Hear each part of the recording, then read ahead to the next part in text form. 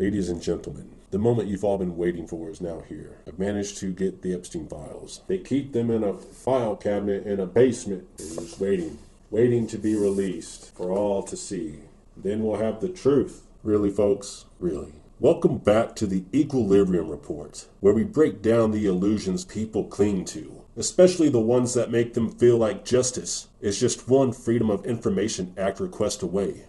Today's topic, the ridiculous obsession with demanding the government release the Epstein files. Not because people want the truth, but because they fundamentally misunderstand how power operates. Let's get something straight right off the top. People keep chanting, release the files, release the Epstein files, blah, blah, blah, blah, blah.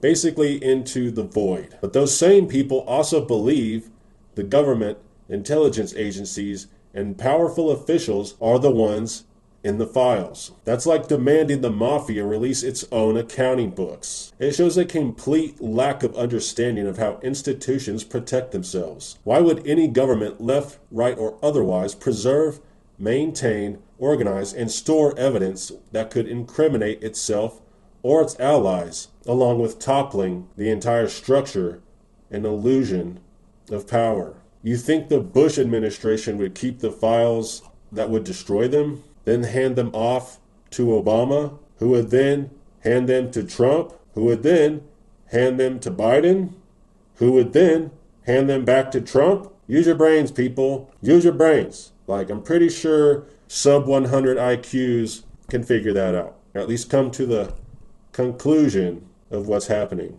or what's going to happen. That's not how the system of power works anywhere at any moment of time.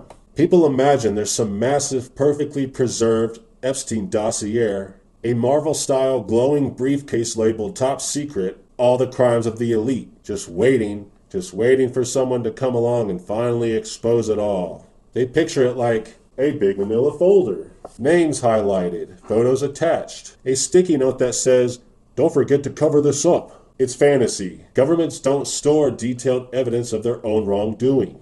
They don't even store records accurately when nothing is at stake, let alone something destructive. Most systems of power don't produce incriminating documents because they know better. If anything did exist, it would be burned, lost, misfiled, classified forever, or buried so deep no Freedom of Information Act request would ever touch it. But a tidy stack of unredacted evidence revealing the worst crimes of the elite? No, that doesn't exist. Not in the way the public imagines. Let's be honest. The only reason any powerful institution might hold on to compromising information is for leverage, not justice. Not for public transparency, not for moral responsibility, not for protecting the children.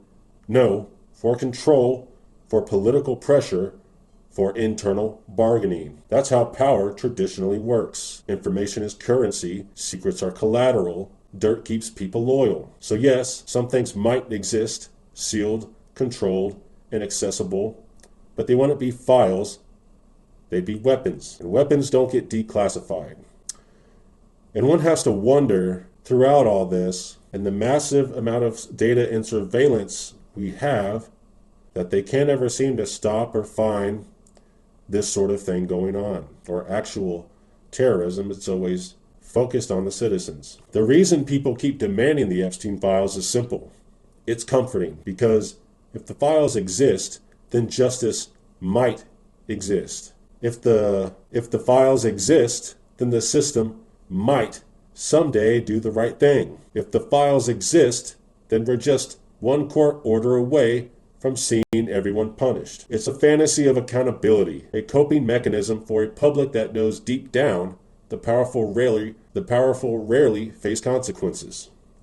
Demanding the files lets people pretend the system is still salvageable. Here's the uncomfortable reality. If powerful officials were involved, and if any government agency had evidence implicating high-ranking individuals, those records would never see the light of day. They wouldn't be preserved like museum artifacts. They wouldn't be passed down across presidencies. They wouldn't be sitting neatly in a vault waiting for a judge to approve redactions. And they certainly wouldn't be released because people yelled about it on Twitter. That's not cynicism. That's a basic understanding of how institutions protect themselves. So, the next time someone demands the government release the Epstein files, ask them one simple question. Why would a system built on secrecy voluntarily expose its own corruption? If you understand the answer to that, you understand power. If you don't, you're still believing in fairy tales. This is the Equilibrium Report, where we don't chase fantasy. We expose the imbalance behind the illusion. Thank you for watching. You are watching the Equilibrium Report. Stay free, stay true, stay defiant.